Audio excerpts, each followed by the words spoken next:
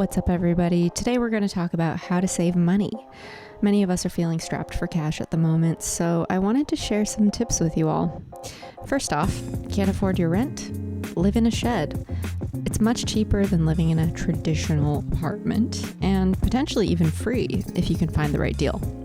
Utilities cost a lot less, and it's a much simpler way of life.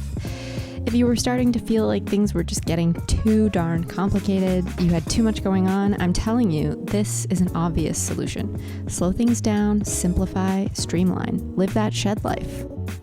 If you really prefer a traditional dwelling, your next option is to move into a very small room, also known as a den. If you're lucky, you can even find one with a window. All you have to do is get creative, and by doing this, you're also solving the issue of needing to purchase furniture. As you can see here, I have repurposed, or multi-purposed if you will, my music gear. Who needs to buy a nightstand when you can just use a speaker? Nextly, I like to use windowsills as additional nightstand-like surfaces. Just make sure that you don't actually open and close your window, because if you do, chaos can ensue and you will have to derail your entire day cleaning up the coffee that you spilled all over your bed and wall and floor. But luckily your mattress is okay because you have a mattress protector on it, which you are well informed of because you spiraled for days on bedding research, which overwhelmed you to the point that you just gave up on buying new bedding, but it was for the best because you couldn't afford it anyway. Moving on, if you are still in need of surface area to put more of your crap, which you really shouldn't have because you can't afford it, stuff as many bags of said crap under your bed.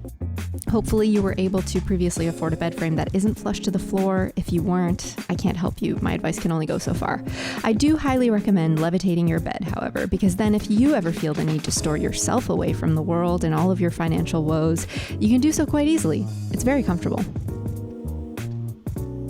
Usually, dens don't have closets, so you're going to need to stuff as much of your clothes as possible into a clothing rack, in addition to any other random bits and bobs you have that you obviously have no surface area for elsewhere. Another thing you won't have space for in your tiny room is a desk, so I'd like to do you the enormous favor of introducing you to the office bed. Here's how to construct it. Firstly, stack your pillows in such a way that will be most comfortable for you. Next, place a couple of books underneath your laptop so that when it starts converting into an overheated spaceship, you don't end up with your thighs alight. You can then proceed to work away furiously, the hours flying by and you barely noticing, getting your gangster lean in whenever you feel like.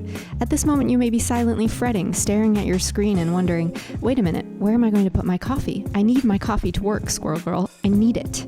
Hold your pretty horses, my darlings. Here's what you can do. Precariously place your coffee cup right beside you on the bed, because what is a life, I ask you, if not one that is lived on the edge of the well-being of your duvet? Potentially, the best part about this working setup is you can sneak a nap in whenever you need to. And believe me, you will need to, for reasons which we will get into shortly. Want some art on your walls but can't afford it? Draw it yourself, my dudes. It's super fun, you'll learn a new skill, and it'll make you feel accomplished. The best part is you can customize your art to your particular needs and wants. Put up imagery and quotes that are inspirational to you. Optimize your environment so that it will lead you on the path towards your best life. Believe in yourself. You can do it. Before you know it, you'll have your wall full of beautiful work that you did yourself with your very own finger hands. Need curtains but can't afford them? Just embrace it and put on a show for your neighbors. You can finally start practicing your burlesque skills like you've always wanted to. Can't afford utilities? Just embrace it. Turn into a vampire, live and love the darkness. Holes in your socks but you can't afford new ones? I actually don't have a fix for this one. You just have to wear them until they turn to rags. A cute thing is if you also have holes in your shoes, you'll develop matching ones in your socks. Needing that espresso kick that only cafes seem to be able to give you? Good news, my friends, that is not the only way to get it. Just chug some straight up coffee beans. It's delicious. Can't afford alcohol but missing that buzz? Just give up on sleep. It has the same effect. Besides, if you're low on cash, it's grind time, prime time, 24/7. You can't afford to be sleeping. And if you're not doing that, then your financial worries will definitely be keeping you up at night.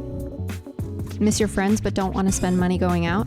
This one applies more to the pre-COVID days, I guess, since going to restaurants and bars is still hella weird. But anyway, just become addicted to YouTube. After 20 seconds, your brain starts to believe that the person you're watching is actually your friend, and you can hang out with them from the comfort of your very own depression bed. Food getting expensive? Just give up on the whole eating thing.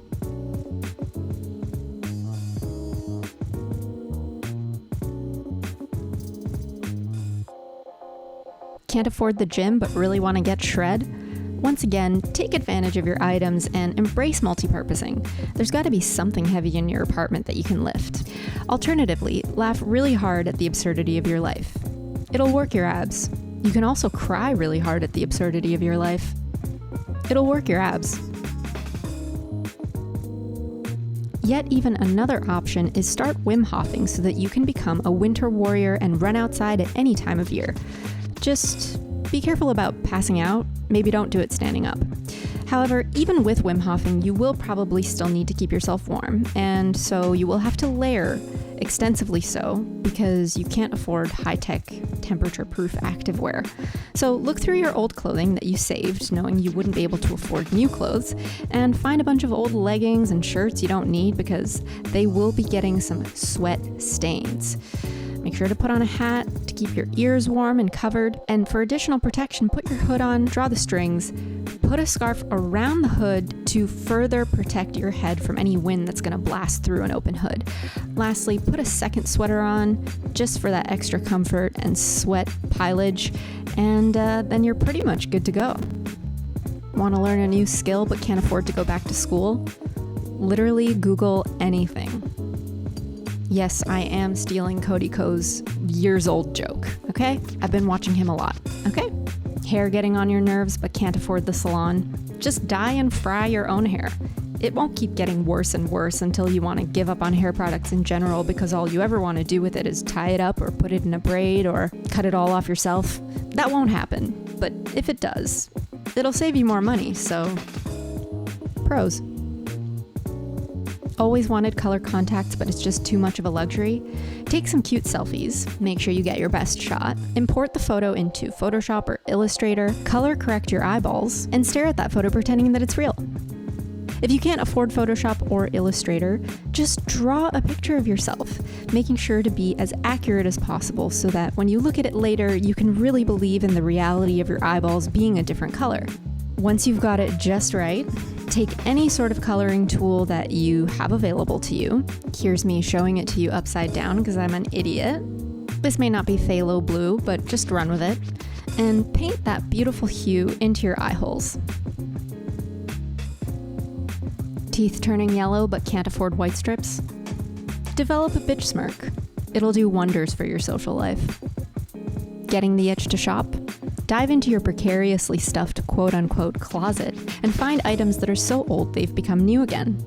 As you sift through your closet, it'll feel shockingly similar to browsing through an actual store. Uncanny, really. What you can even do is grab a few different outfits and film a haul to really go that extra mile and make it feel like you actually bought new clothes. You may just discover facets of yourself that you weren't previously aware of and become a more well-rounded person. It's a great way to get to know yourself. Phone so old that it takes the length of a short story to load every page? Here, let me demonstrate. There was once a little girl named Martha. Martha's family was poor, and so they could not afford to buy her the latest gadgets like all her friends had. Luckily, Martha had started a YouTube channel some time ago, and suddenly one of her videos blew up, made her rich, and she was finally able to afford a new phone. The end. An entire story. What you can do each time you wait for a page to load is take the opportunity to meditate. It'll change your life. Here, do it with me right now. Alternatively, you can multitask and cross something, anything, off that pesky Sisyphusian to-do list that perpetually weighs you down. Lighten that load whenever you can, baby. Want a pet but can't afford to keep it alive? Develop relationships with all of your prized possessions, such as your guitar, your phone. We're all obsessed with our phones anyway, so this is already happening. Books, soda streams, etc. Cuddle your pillows and straddle your duvet at night. Feeling down, anxious, lonely? Overwhelm your loved ones with an excessive barrage of messages throughout the day, giving them minute-by-minute updates of your progress on every single one of your tasks or anything you happen to get up to. Make sure to take out your frustrations on them when they're not being responsive. If you happen to be spiraling, why not look out the window while you're doing it so that at least your eyeballs get a nice view while your brain is navigating hellscapes? If you don't have a window, what's our favorite go-to solution for any problem? Draw one.